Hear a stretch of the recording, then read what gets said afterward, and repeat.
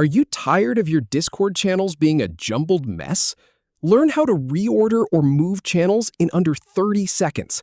First, open Discord and go to your server. Then, simply click, drag, and drop channels to arrange them exactly how you want. First, launch Discord. Then, navigate to the server where the channel you want to move lives. Now, click and hold your left mouse button on the channel you want to move. Drag it up or down to the new position in the list and release the mouse button. If you're moving a channel into a different category, click and hold it, then drag it onto the category name.